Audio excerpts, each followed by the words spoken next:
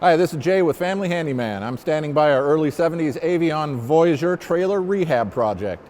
We've got a lot of work to do, but it's going to be so cool when we're done with it. Today we're going to be doing some sandblasting on the bumper and the tongue of this trailer. I've got a great setup using just a pressure washer and an inexpensive nozzle you can get on Amazon. Let's get started. Okay, so I'm going to explain the system I'm going to be using to blast this bumper. I'm going to be using coal slag, which is similar to sand, but a little heavier.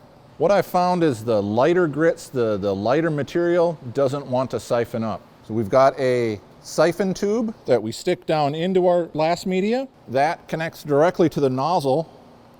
We connect to our pressure washer.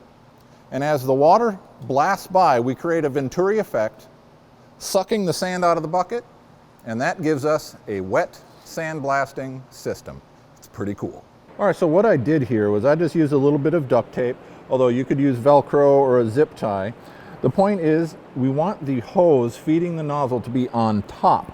It naturally wants to fall and be underneath. And if that happens, water can drip back down the hose and get your media wet. If that happens, you've got to wait till the hose is completely dry before you can start work again.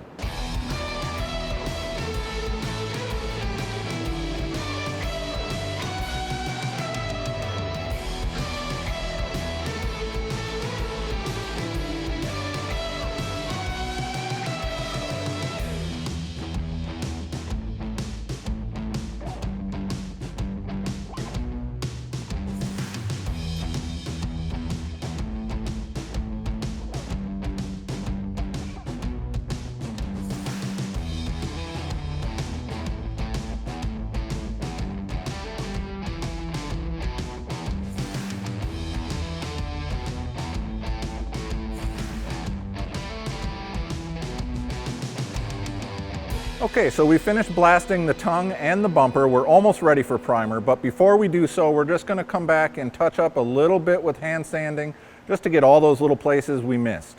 And we're going to use some rust conversion primer. This stuff's really great to prevent that flash rusting on steel after we've blasted it with water.